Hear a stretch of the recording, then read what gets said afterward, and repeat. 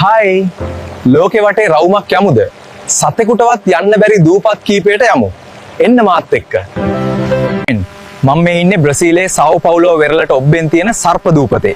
ලෝකේ භයානකම දූපත ලෙස මේ සැලකේ. එහෙම කියන්නේ මාරාන්තික සර්පයෙකු වන ගෝල්ඩන් ලෑන්සෙඩ් වයිපර් සර්පයන් දහස් ගණන් ඉන්න නිසා. ධානකම දේ තමා සෑම වර්ග මීටරයකට එක් සර්පයෙකු බැගින් ඉන්න නිසා. ඒ අයගේ විෂ මිනිස් මස් දිය කරන්න තරම් ප්‍රබලයි. දැන් මං ඉන්නේ ඔන්දියාවේ බෙග්ගාල බොක්කේ අන්දමන් දූපත් වලට අයිති නෝර්ත් සෙන්ටිනල් දූපතේ. එද්දායේ කිසිම සම්බන්ධයක් නැති භයානක ගෝත්‍රිකයන් ඉන්න තැනක්. මෙයාලා පිටින් එන අයට දැඩිව විරුද්ධ වීදන එන ඕන කෙනෙක්ට රීතල වලින් විදලා පහර දෙනවා. දැන් මං ඉන්නේ ගිනස් වාර්තා පොතට පවා එක්කුණු සතුන් නිසා සිදු වුණු විශාලතම මිනිස් සංහාරය සිදු වූ මියන්මාරයේ රම්රි දූපතේ. මේ දූපතේ වටේ තියෙන වගුරු බිම් වල ලෝකේ විශාලතම කිමුල් විශේෂය වන ලුණුදිය කිමුලන් දහස් ගණන් වාසය කරනවා. මේ තමා බිකිනි ඇටෝල් කියන මෞෂල් දූපත.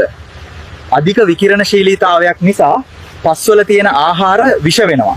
එසේ සිදු වුණේ ඇමරිකා එක්සත් ජනපදයේ විසින් මෙහි න්‍යෂ්ටික පරීක්ෂණ 23ක් සිදු කරපු එක නිසා කියලා තමා කියන්නේ. දැන් ඉන්නේ ස්කොට්ලන්තයේ ග්‍රයිනාඩ් දූපතේ. ගොඩාක් අපිරිසිදු නිසා මිනිස් වාසයක සුදුසු නැති බව කියනවා. මේ සිදුවී ඇත්තේ දෙවන ලෝක යුද්ධ සමයේ බ්‍රිතාන්‍ය රජය විසින් මෙහි එන්ට්‍රැක්ස් ජෛව අවි පරීක්ෂණ සිදු කරපු නිසා බව සැලකේ. එහෙනම් මං යනවා ආයෙ දවසක හමු වෙමු. එමෙ මිස්ටර් පින්ටා සබ්ස්ක්‍රයිබ් කරන්න, Facebook page එකත් follow කරන්න.